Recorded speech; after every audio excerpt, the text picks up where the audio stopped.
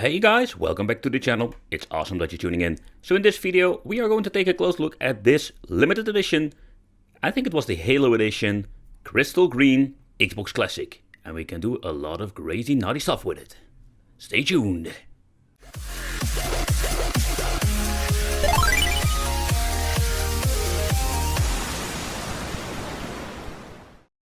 So back in the day when I was playing on my Nintendo GameCube and my PlayStation 2, especially my PlayStation 2 because I love that machine, but the Xbox was released and I picked up one of these machines like very late, like it was more like end of the life around 2005, 2006. But the Xbox Classic line is just a very interesting machine now even in 2021, simply because we can do so many things. There are like a lot of different versions, like the black, just the black version, like the crystal skeleton black, we have in the crystal, and we having like the green. And most of these machines are cheap to buy, especially the black one. Like the other ones I'm mentioning, like the crystals, are like limited editions, and even in box, they are crazy expensive. Too expensive, in my opinion. Because I love to buy stuff cheap. Who doesn't? But the reason I chose this Xbox Classic, this particular Crystal Edition, is because this is just a really cool machine, not only with the looks, but also what happens in the inside, because this thing is not your typical Xbox Classic anymore. No. So back in the day, and even now, there are still a lot of developments with this Retro Classic system, because we can do so many cool things with it. When opening up, you can see we're having a lot of new things that wasn't like with the original one, and that's true, because this one has been modified with a SATA 2TB Western Digital Black Edition, and the yellow cable that is basically like the EDA 132 ribbon cable, because we need it in combination with the new SATA hard disk and the converter. But the reason I just wanted to show you this, because we can do so many awesome things. We can even slap an SSD in it, and there are people like slimming this thing down. There are so awesome things. And what I also like about this is that it doesn't give you like a gigantic speed boost, but it's a little bit faster like the original 6-7 GB that was inside. Also, this comes with a Philips drive, in my opinion the best drive, so even if you're like more like having some damaged disk, this thing freaking still reaches it. So, combination with the 2TB, it's just a monster machine. And also, the Philips drive opens up very fast. Okay, yeah, open it up. Yep, thank you. So, let's play some games and let's do some awesome things with this crazy classic machine. So let's remove the hard drive and the disk drive. And the reason why, because I want to give you a quick look in the inside. So there are some pros and cons with the Xbox Classic. One of the biggest cons is that they have some leaking capacitors, and that is a big issue with these things. Like the latest models around 2005 didn't have these issues because they replaced a lot of them with like gold capacitors. So that was a big of this. So take in consideration, if you buy one, you buy more like latest editions, you don't have a lot of these issues.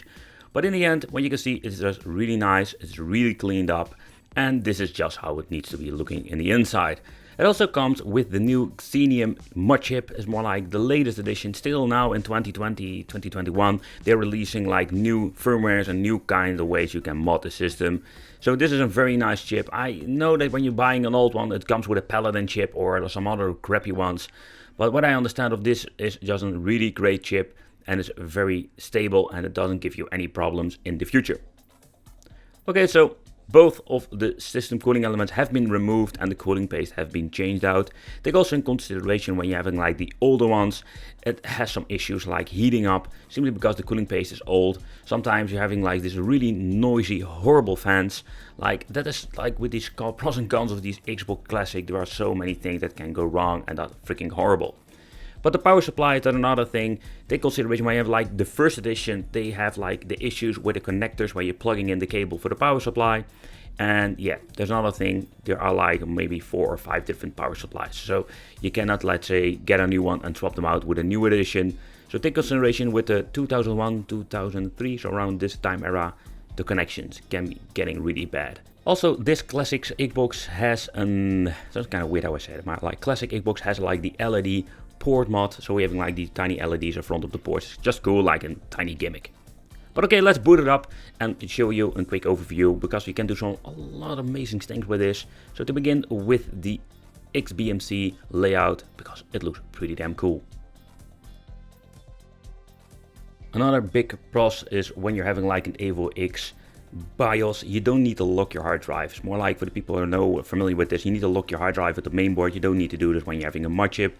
And even if your hard drive is going to crash, you can basically say, hey, I just slapped a new hard disk in it, and you can revive your Xbox. Because when your hard drive fails with an original one, it's over, and you can just throw it away. And that is like a really convenient thing when you're having like a mod chip in it. And overall, you can see like the XBMC has a lot of great like layouts, but this is one of my favorite ones. So let's boot it up and let's take a close look at all the features this thing has. Like we're having like this very nice layout. We can do a lot of great things. We can just choose a different game. You can load up your games.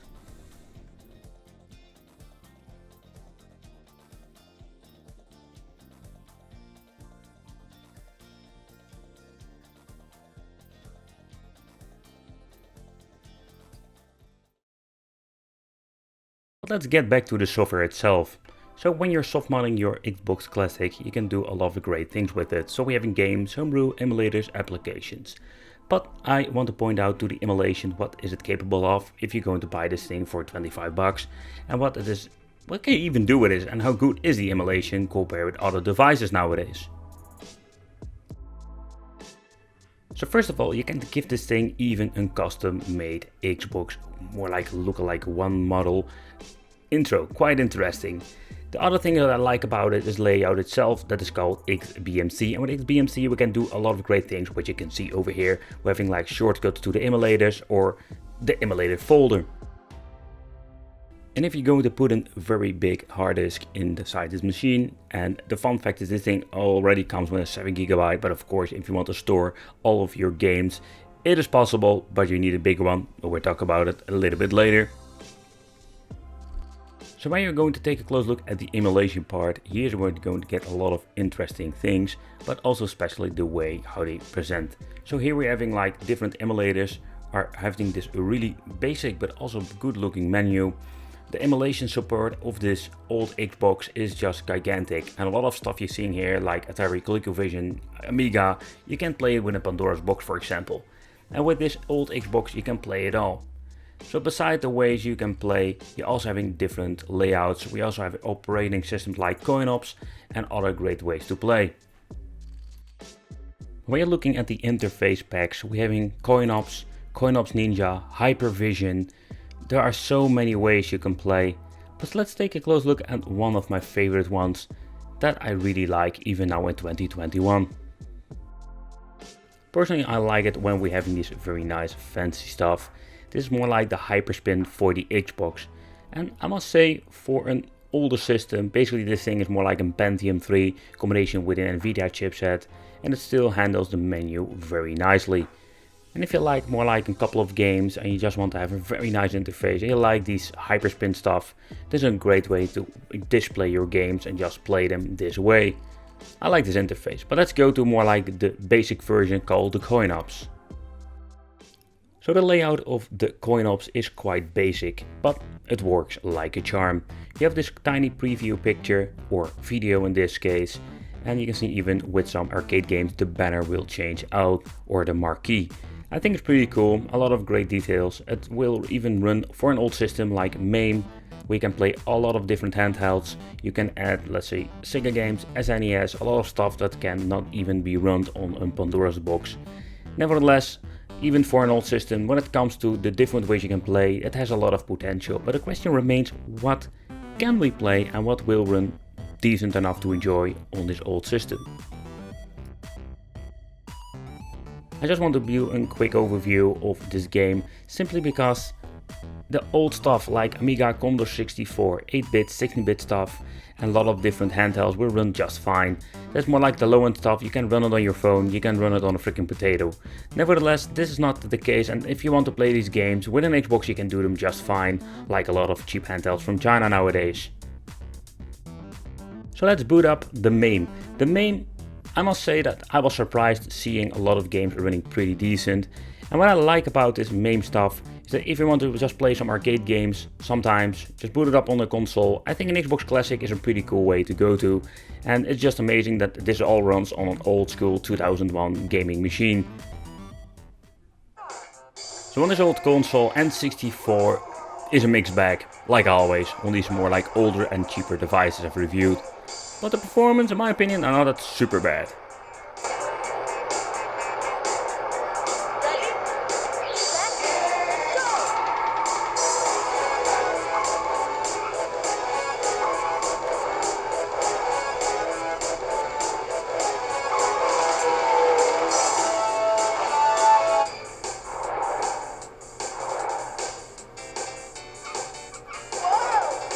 But a lot of games are glitching out and having some slowdowns, sadly, and it will not be any better in the future. So I personally find it very fascinating that this old Xbox Classic has the possibility to run Killer Instinct. A lot of stuff like a Raspberry Pi 4 can do it, or you need to overclock it, and a lot of these Android boxes, or what kind of things I've reviewed here on the channel, doesn't even have the option of coming close running this game. Kind of funny, if an Xbox from 2001 can.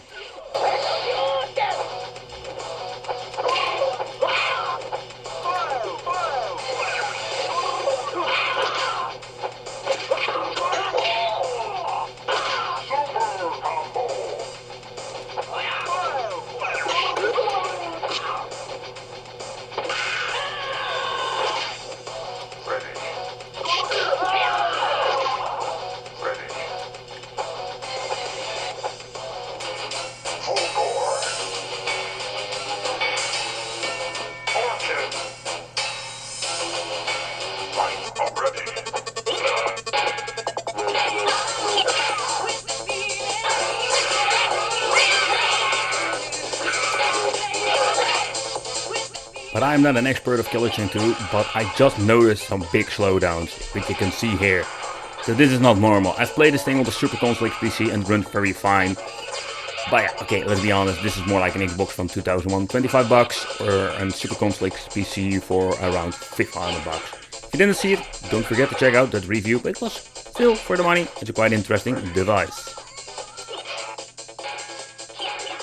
And when you're trying out PlayStation 1, it depends maybe what kind of emulator you will run it, but you can see that the Xbox itself struggles getting it on the good FPS in combination with the way how the music plays. It's more like a mixed bag, and this is more like the limitation, but still fun to see some of these games are decent enough to play.